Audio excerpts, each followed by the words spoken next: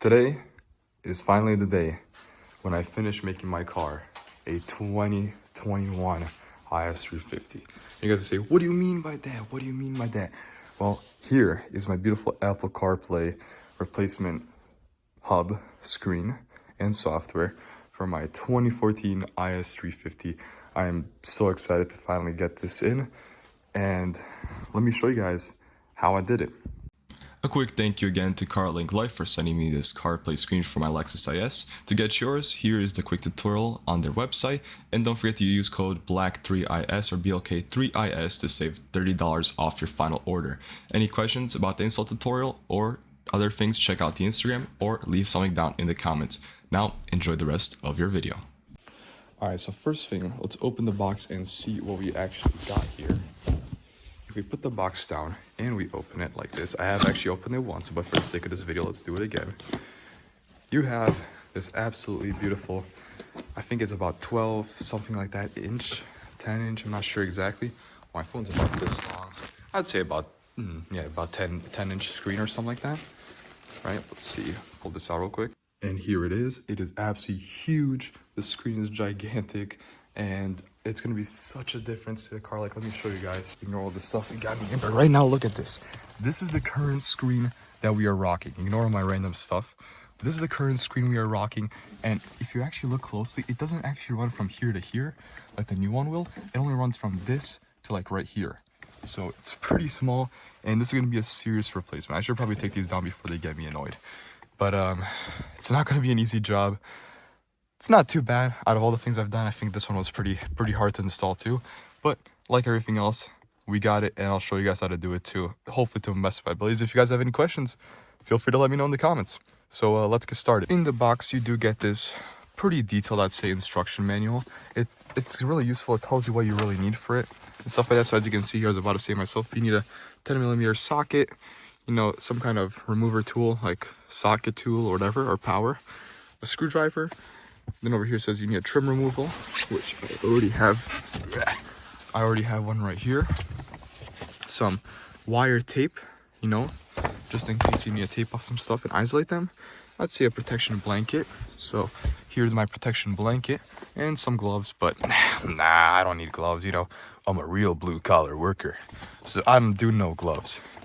Now let's see what else they have in here. They do tell you a pretty detailed step-by-step process on what to do and how it works and all that.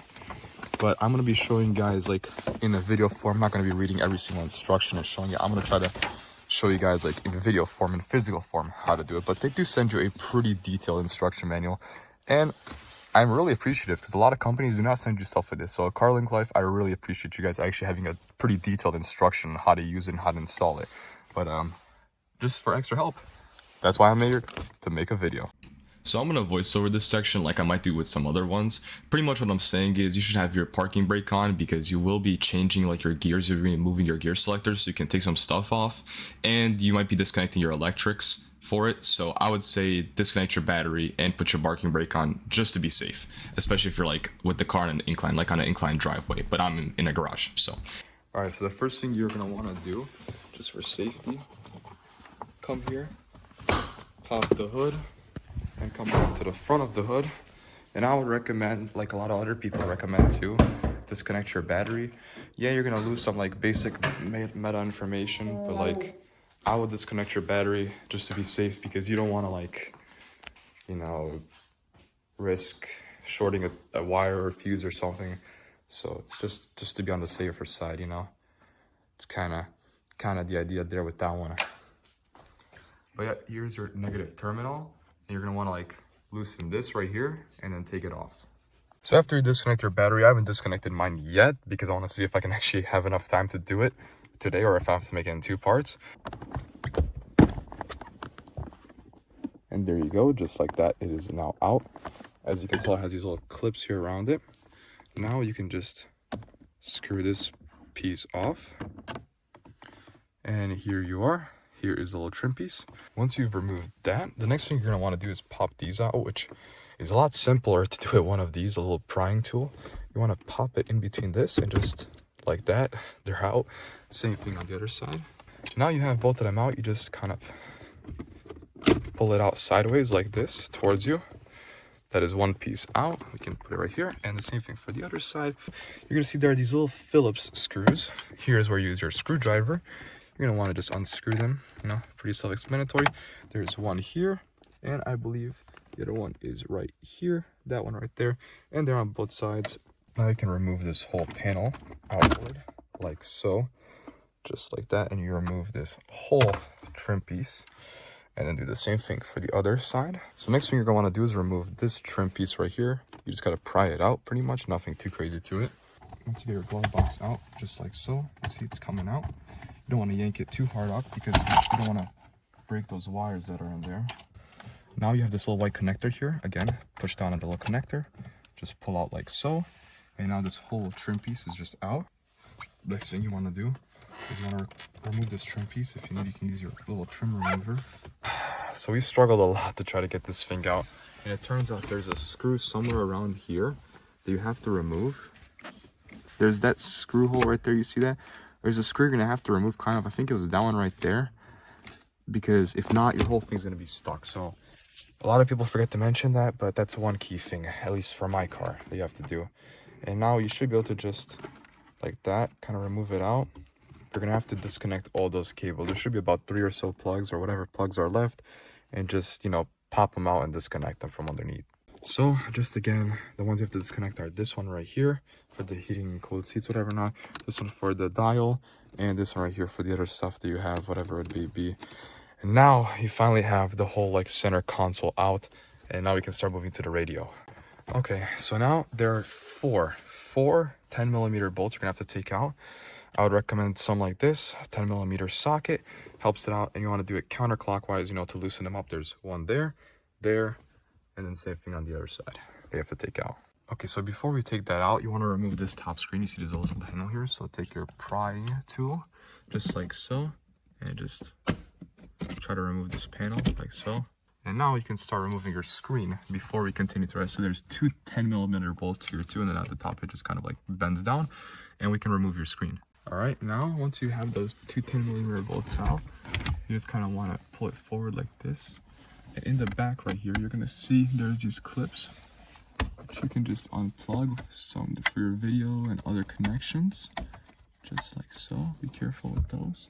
And then you see that they're connected here in this little clip, like the whole harness. So you're gonna want to pry that clip out. Okay, so in case you guys want to see again, you see that little clip right there. You're gonna have to push down on those sides on the clip, and you pull out the whole old screen. There you go, like so. Alright, so ignore this complete part of the video since I didn't actually watch their video that they linked with the QR code, and I watched a different one originally. I thought I needed to remove this whole side of the dashboard, but I don't. So if you see it on the floor, completely ignore it. It's not necessary to remove, and don't waste your time with that like I did. I was not very smart. Anyways, continuing on to the video. Alright, so now I'm just gonna voice over this again. Pretty much you have to remove the radio. I had a car mount in between the two like halves of it because it's like two pieces technically, and I struggled a lot to remove that thing. But now you just should be able to pull it out after you remove the two screws in the next clip. Would have been good to know, but those 10mm bolts, you gotta take them out too, and then you can pull out the stuff. Alright, back with another voiceover. Once you pull out the radio like assembly, it might come out either in one part or two parts, so it just depends what you have and how long it's been there. You have to kind of separate the two like halves, the top and the bottom, and then start disconnecting things. It's going to be a lot easier that way. Just be careful and not say put a rag there so you don't like scratch your whole dashboard. So this is the most important thing you got to remove pretty much. It's this connector right here. You pretty much got to like push it outwards. So every one you have should have like a harness, something like this with a male and a female end. And you're pretty much, it's an adapter. You're plugging in the one end to this, to the old one, and you're plugging this into the box, whatever. So connect that up real quick. It's pretty self-explanatory. There's only one way it could go, and then we'll continue. All right, so what I'd recommend too is take out this, especially if you have like a bigger harness on your thing like I do. And there's like these couple more screws that you have to remove down here, and then you can take this piece out. You might have to like, you know, fidget with this a little bit, but you can take that piece out too, and now you can access that a little bit better in the back. Okay, so again, to pull that out, to make everything a lot easier, one clip here, over here you pull this out until you can kind of like push that in and shimmy it out, and now you've got the clock and everything in the middle out. So again, I removed more stuff than necessary, but what you're doing here pretty much is you have those update USB cables, right, that you just need to like tuck away. So I'm showing you guys you have to tuck them through that hole, which you should be able to access if you just take off a little plastic clip. I'm sorry, don't have the video, but it's pretty easy to understand. And ignore the rest of the stuff, but you should be able to just take off the plastic clip at the bottom there and run them through that little hole that I show you guys where my finger is, and just kind of tuck them away and hide them behind in case you ever need them for like updates or more software or other stuff like that. There's these cables. All of this harness has to go up here. So what they recommend doing is taping off this little piece here for whatever reason. I'm not sure why, but then putting these cables through the back, through here, around these, and then through this right here. Up there's a hole right here that you can bring it through. Drop my phone. So let's do that real quick. It's not really that relevant how you do it. All right, so once you route those cables, you need all the cables up there, and the only one you should have is the couple connected here, and this one should be sticking out too. Put your other piece in, you push your radio in, and now you can start to kind of put things back. You should have all of these cables up here, at least on mine. If you guys want to look at all there, pretty much every single cable except the one power cable down there, the one pin cable that adapts to the heating and whatever not, and the two USBs that are down there. Everything else should be connected up here, right? And run through here, up through the back into here. That's how everything should be done. Now we start putting things back. You connect this to the back of the rest of the heating system, and you start going from there. I forgot to say this earlier, but before you push in that back bottom part of the radio, you just kind of want to plug in all the remaining stuff and put that pink adapter and connect it in like you did with the power one, and then push it in. We're speed running this.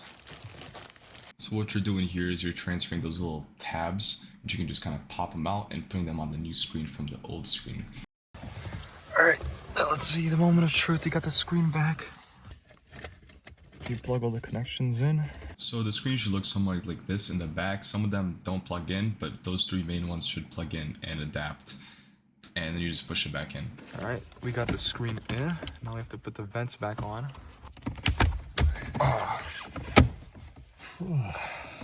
So once you got that in, you also have 4 screws at the bottom that you took out earlier they have to put back in. I'm smart and I forgot to put those back, so don't forget to screw those back in.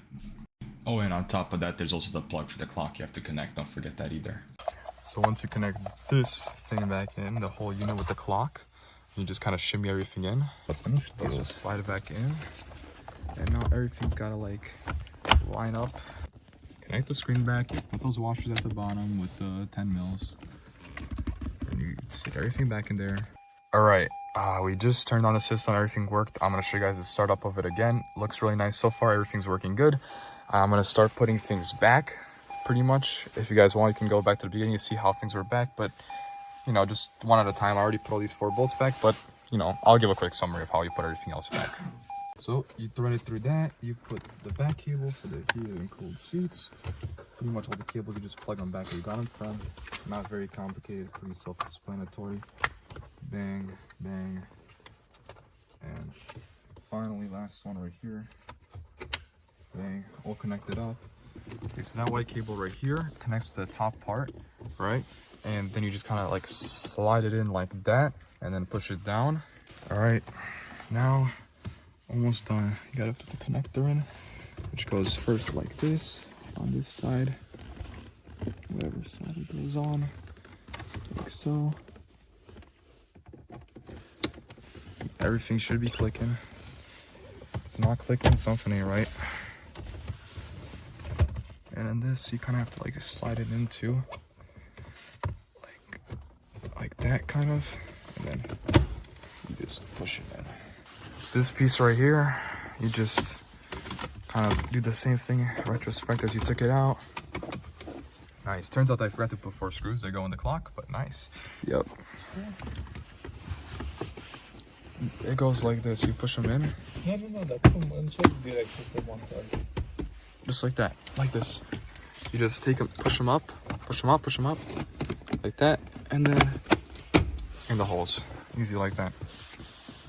Okay, now that we got that, we put this back on. Just gotta screw it in all the way till you want it to be. All right, guys. It's a different day, a new day, and I hope you guys enjoyed the install video so far. And I know I didn't get like a video of like the whole thing, but now that I've had it for a week, I can talk a little bit more about it too. So now on this beautiful freezing cold January day, let me show you guys a little bit of a cold start and the new screen. Wow, the car struggled to start. Look at that, bro. Some cars have like a different Lexus startup animation, but mine wasn't really anything crazy anyway. So yeah, you do not have the original startup, but I think it still looks good. So here is the new Apple CarPlay system now installed. I know it's kind of hard to see with the glare, but hopefully my tints help out. So here's the new system. Now, a few questions that are probably going to be asked are this, right? Well, how does it work? So first of all, you start the car, it should auto connect whatever if you follow the tutorial. Then, right, if you want to have, this is the original, this is like their system, right? CarLink Life system that they have over here. You have a bunch of options, and since I originally had a smaller screen, I'm not going to have the full size on this, only on the CarPlay, you know, if that makes sense. And over here, you have the climate controls and everything like that. You have a bunch of settings and stuff, but to get to the CarPlay, you have to click on the auto link, which will close my video right now, which I'll show you guys in a second. And to get to the original system, you can just press original here, and bam. Now I can use my little mouse, right? I can't use touchscreen on the original system, but I can use the little mouse, and everything is normal, just as usual. And to use the audio, you just connect your phone like you used to before. Now to go back to the new system, you just hold the menu button down like so for a couple seconds. Oh, maybe a little bit too long. There you go. And it takes you back to this. And when you're done and you want to go to CarPlay, you just click on that and it should connect, which my phone will probably cut out in any second now.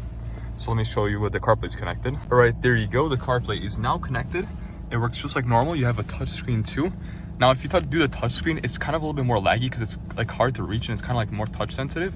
But like honestly, it's only like a bit more on the swipes. Like it's not even that bad. It's pretty good, honestly. Like it's way better than all the other. Like honestly, on my Kia, I have like a built-in CarPlay, and this one's honestly better than that.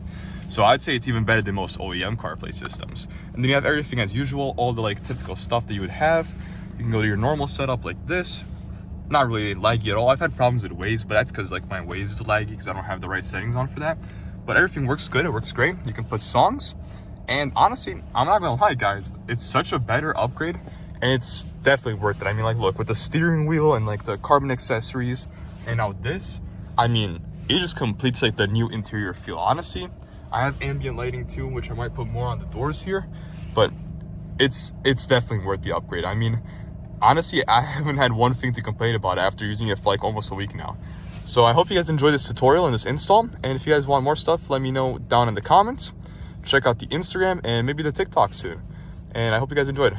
Let me know what your thoughts are, and go check out CarLink Life using code BLACK3IS for your CarPlay unit on your Lexus IS 350 or IS in general.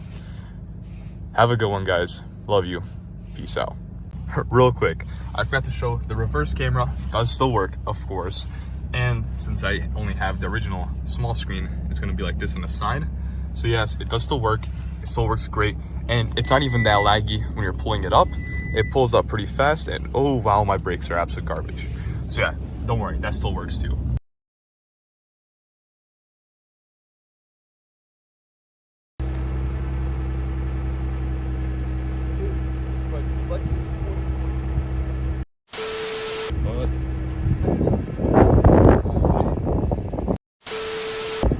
Take three. It's freezing.